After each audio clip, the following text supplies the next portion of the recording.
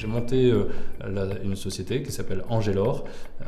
Je l'ai montée en 2007 et Angelor a pour vision de redévelopper un actionnariat de proximité, donc de sortir des systèmes boursiers, anonymes, bancaires, pour remettre de l'humain et de la relation entre les actionnaires et les entrepreneurs. Donc, notre métier, c'est de faciliter l'investissement des particuliers dans les entreprises.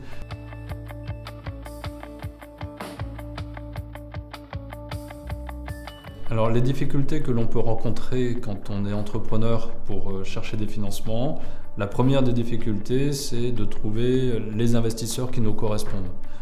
Et d'en trouver les investisseurs qui nous correspondent, il y a deux éléments. Il y a trouver des investisseurs, il n'y a pas des annuaires d'investisseurs, ça serait trop facile, de gens qui ont de l'argent, qui sont prêts à l'investir. Donc déjà trouver des investisseurs, il y a tout un fléchage là, c'est le bon investisseur au bon projet ou le bon projet au bon investisseur, ça dépend dans quel sens on le prend. Et ça, c'est la vraie première difficulté.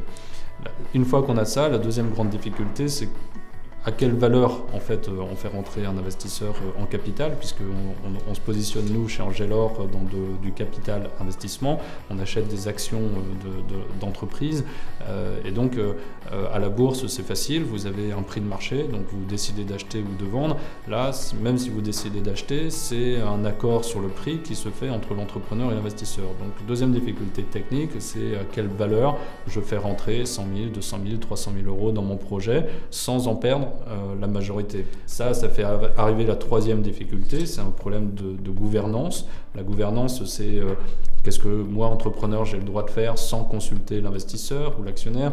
Qu'est-ce que l'actionnaire a le droit de faire ou pas sans me consulter? Quelles sont les décisions que nous devons prendre ensemble? Comment ça s'organise dans l'entreprise? Est-ce qu'il faut créer un conseil d'administration, un comité de direction, un comité stratégique? Mais en tout cas, quand on est dans l'actionnariat de proximité, l'actionnaire, lui, il investit aussi pour aider l'entrepreneur, mais en même temps, il faut trouver la juste distance. Voilà. Donc ça, c'est la troisième grande difficulté. Trouver le bon investisseur, à quelle valeur je le fais rentrer, quel est le code de gouvernance qui régit nos relations. Et puis la dernière difficulté, c'est un actionnaire, un jour ou l'autre, il va vouloir retrouver son argent. Et donc comment je fais pour retrouver des liquidités, pour lui rembourser ses apports avec un peu de plus-value, puisque le rendement de ce genre d'investissement, c'est sur les plus-values essentiellement générées à la sortie.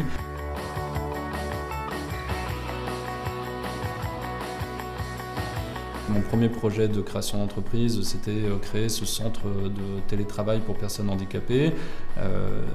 On s'est rencontré avec ma femme qui est ergothérapeute aussi dans ces questions de handicap. J'ai un petit garçon qui lui-même est porteur de handicap. Il y a dans l'ADN de ce que j'ai créé avec Angelor une volonté de pouvoir aider des publics qui sont aussi en situation peut-être plus fragile. Finalement, j'ai bien aimé cette notion d'élargir le regard sur la notion du handicap, parce que tous les entrepreneurs avec lesquels nous investissons, chacun a ses forces et ses fragilités.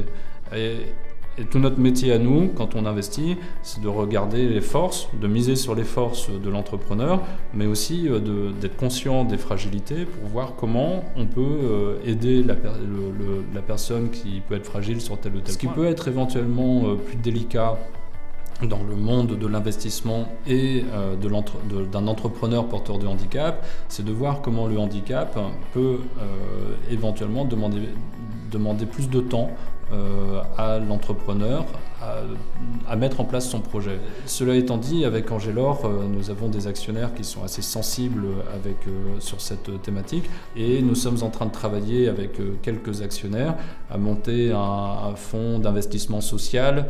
Alors après, il faut faire attention aux mots, mais en tout cas, un fonds d'investissement où effectivement l'objectif n'est pas forcément le rendement de l'investissement, ça reste un investissement, donc investir dans des projets d'entreprise qui ont une pérennité ou un potentiel économique, mais sans en attendre forcément un retour sur investissement qui soit que financier.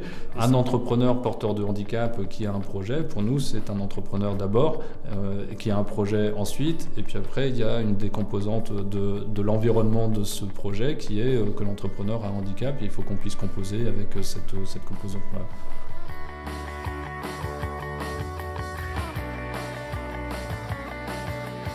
Moi, je crois qu'il faut soutenir tous les entrepreneurs qui ont un bon projet, qui ont un projet qui ont un modèle économique possible, qui ont un produit ou un service que des gens sont prêts à acheter.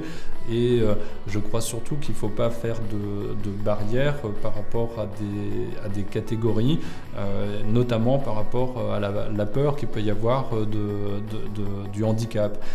Les personnes handicapées apportent beaucoup de choses. Enfin, voilà, après ça c'est une expérience personnelle. Quand je vois mon fils dans notre famille, il apporte une vitalité que d'autres n'ont pas. Cela étant dit, moi en tant qu'Angélor et en tant que Sébastien Bonte, je ne veux pas faire de discrimination positive et encore une fois, je ne veux pas privilégier plus les entrepreneurs femmes, les entrepreneurs porteurs de handicap, les entrepreneurs issus des banlieues. Moi, c'est plus un point de vue général où justement on essaie d'élargir notre regard pour pas être que sur les entrepreneurs qui sortent de Polytechnique, d'HEC ou qui sont d'ailleurs pas forcément les meilleurs. Voilà. Mais je peux le dire parce que j'ai fait quelques grandes écoles.